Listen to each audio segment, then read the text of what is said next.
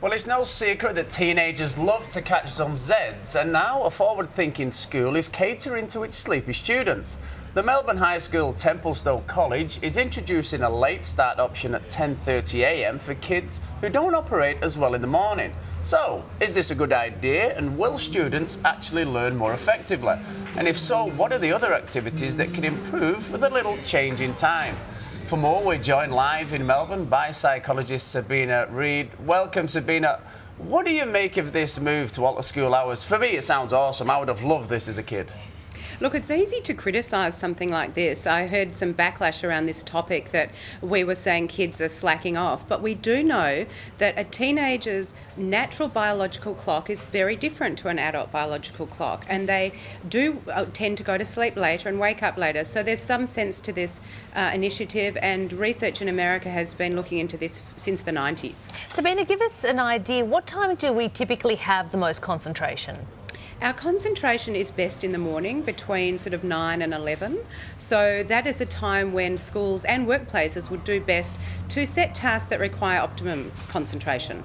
Sounds good, especially when you're nice and fresh in the beginning of the day. What's the best time to exercise, Sabina? Now, interestingly, Tom, the best time to exercise is in the afternoon between 3 and 6 p.m, and yet our societal scheduling makes that quite difficult, doesn't it? That's right when we're in the middle of the day at work or at school or with family commitments. So some of these facts we know are better for our body, but society hasn't caught up with the research. Yeah. Oh, well, can't exercise. If we have a difficult task to take on, is there a time of day where you would have the most willpower, if it's a tough one? Yeah, so when we require willpower, between sort of 11 a.m. and 2 p.m. is the best time for that. And I would recommend a later lunch break, because we know after lunch is the time best time for rest and downtime.